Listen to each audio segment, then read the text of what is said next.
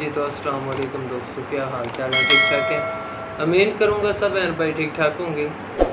तो दोस्तों आज हम बात करने वाले हैं कि ये जो भाई सर सदका देते हैं, कुछ आपियाँ सर सदका देती हैं या वैसे किसी की मदद करती हैं, तो ये चीज़ मैं कहता हूँ, आज ये चीज़ मैं आप लोगों को बताने वाला हूँ कि हमारे बड़े भी कहते आए हैं और हज़रत मोहम्मद सल्लल्लाहु अलैहि वसल्लम भी फरमाते हैं कि आप अगर किसी की मदद करते हो तो दूसरे हाथ को भी पता नहीं चलना चाहिए। तो मैंने कभी नहीं वीडियो बनाई, ये मेरी पहली ज़िंदगी की पहली वीडियो है। मेरे बच्चे पहले बनाते हैं, इस्लामी वीडियो बनाते हैं, नाते वगैरह पढ़ते हैं, तो मुझे भी कहते हैं कि पापा आप भी ज़रूर आएँ, आपके पास टैलेंट है, अल्लाह ने आपको इल्म भी दिया हुआ है।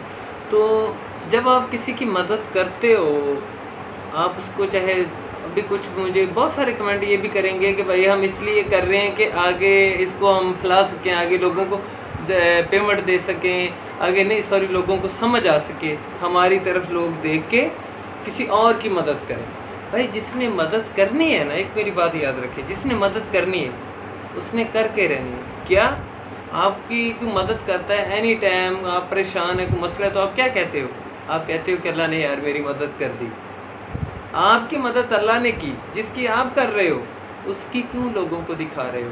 उसको पैसा आप दे रहे हो, गिन के दे रहे हो, कोई चीज़ दे रहे हो, उसके साथ एक मजाक की तरह उसको एक दिन मैंने वीडियो देखी, एक बंदा गया बाबे को बोला ये कर दो, ऐसे ना, बस छोड़े इन बातों को, जो भी है अपनी जगह पे वो ठीक है। मगर मैं ये ज़रूर कहूँगा बहनों को भी, प्लीज़ मेरी बहनों को भी और भाइयों को भी, कि अगर आप किसी को उसको अपने मिसाइल की किसी की भी मदद करते हो तो प्लीज़ मेरी रिक्वेस्ट है ये आप लोगों को कि प्लीज़ आप उसको रिकॉर्ड ना किया करें, वीडियो ना बनाया करें या जितलाया ना करें, कि किसी को बताया ना करें। जैसे कि आप देखो आज 10,000 रुपया देते हो, राशन देते हो, आप आपके घर में मेहमान आता है, कोई आता है, आप उसको बताते हो जी मैंने आज कुछ बहुत सारे लोग हैं, मेरा यकीन है 100 में से 40% है, 50 होंगे कि जो बताते हैं कि भाई इस तरीके से मैंने तो दे दिया, ये कर दिया, ठीक हो गया, ये बात गलत है, ठीक हो गया। बात करने का मकसद ये है कि भाई किसी की भी मदद करते हो तो प्लीज़ जो मैं बता रहा हूँ उस पर अमल करें। और दूसरी बात ये कहना चाहूँगा, ईद आ चुकी है, रमज़ान इंशाल्लाह ख़त्म होने वाला है, तो जिसकी किस्मत में हुआ फिर आएगा। ये बहुत बड़ी नेमत है हमारे पास, अल्लाह सबको रोज़ा रखने की तौफीक अता फरमाए। तो दूसरी बात मैं भाइयों ये कहूँगा, जो भाइयों से झगड़ा किया हुआ है, मकसद बहुत सारे हैं, आ नहीं रहे, एक दूसरे की तरफ जा नहीं रहे, जिनके खुद अपने मसले हैं, कोई वैसे मसले हैं कि भाई वो जो भी है तो ज़रूर जाएं। अगर एक भाई के पास पैसा ज़्यादा है, उसके हालात ठीक हैं, तो वो दूसरों की मदद कर रहा है, उसका अपना भाई बहन माँ कोई भी अगर परेशान है, आपके झगड़े हैं, जो भी मसाइल चल रहे हैं, आप खुद नहीं मदद कर सकते। बहुत सारे भाई कहते हैं जी हमने मर्ज़ी से शादी की, मैं देखता रहता हूँ ना, तो ऐसे वगैरह। तो भाई देखो, मर्ज़ी से शादी की, इतना बड़ा किया, सब कुछ किया, मैं सीधी सी बात करूँगा, आप उनकी मदद ज़रूर करो, उनके साथ सुलह करो, एक अच्छा माहौल अपना क्रिएट करो, एक दूसरे की मदद करो। और जो बच्चे अपने वालिदैन से दूर हैं, नाराज़ हैं, आप ज़रूर, मैं रिक्वेस्ट करता हूँ कि उनसे जाके माजरत करो, उनके गले लगो, अपने अच्छे तरीके से अच्छी एक ज़िंदगी गुजारो, ठीक है। दिल से ये जो परेशानियाँ, ये जो दूरियाँ हैं, इनको ख़त्म कर दो प्लीज़, ये भी मेरी रिक्वेस्ट है, ठीक हो गया।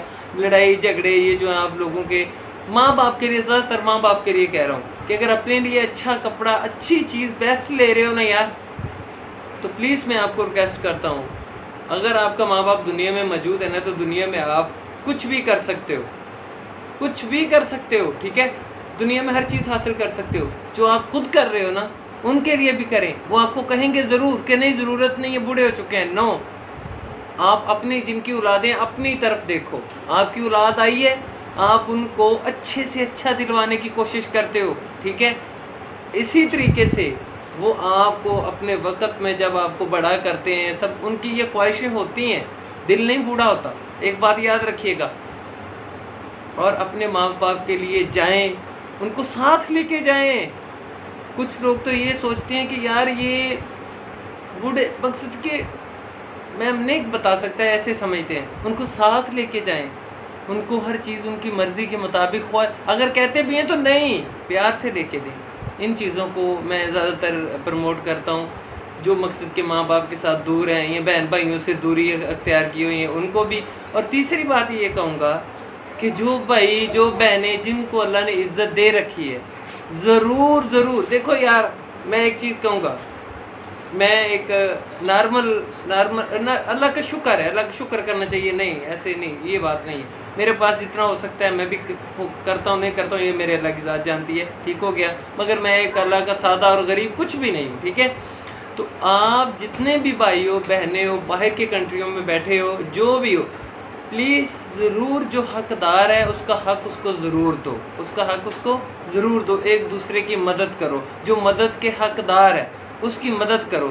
یہ جو پکھنڈی لوگ ہیں نا، ایک چیز میری یاد رکھیے گا، آپ کے محلوں میں آپ کے پاس بہت سارے ایسے لوگ آتے ہیں جو روزانہ، ان کو آپ دیکھیں گے وہ ہر 7-8 دن بعد آئیں گے۔ ہمیشہ ضرورت مند وہ ہوتا ہے جو آپ کی زندگی میں آپ کو پہلی مرتبہ ملتا ہے۔ آپ مقصد کہ آپ گھر میں جو بہنیں رہ رہی ہیں یہ ان کے لیے میسج ہے۔ کچھ ایسے لوگ بھی آتے ہیں جو آپ کو پتہ چل رہا ہوتا ہے کہ یار یہ مانگنے والا نہیں ہے، تو آپ ان کی مدد ضرور کیا کریں۔ جو ضرورت مند ہے، جو آپ کی نظر میں آپ کو پتہ ہے کہ یہ ضرورت مند ہے مگر آپ اس کی مدد نہیں کرتے جان بوجھ کے، آپ کا اندر سے دل بھی کر رہا ہوتا ہے، کیا کر رہا ہوتا ہے، آپ کا من بھی کر رہا ہوتا ہے کہ مدد کریں، شیطان ورگ لاتا ہے اور آپ نہیں کرتے۔ پلیز، کچھ نہیں ہوتا، جیسے آپ خود عید مناتے ہو اپنے لیے کرتے ہو، اسی طریقے سے بہن بھائیوں کے لیے، جو ہمارے پاکستانی بھائی ہم جیسے لوگ ہیں، میں اپنے آپ کو کوئی شہنشاہ نہیں کہتا، ٹھیک ہو گیا، سب کی مدد کریں، ٹھیک ہو گیا۔ جو ضرورت مند ہے میں یہ ریکویسٹ کرتا ہوں سب بہنوں کو، سب بھائیوں کو، اور دیکھ کے جتلایا مت کرو۔ لاسٹ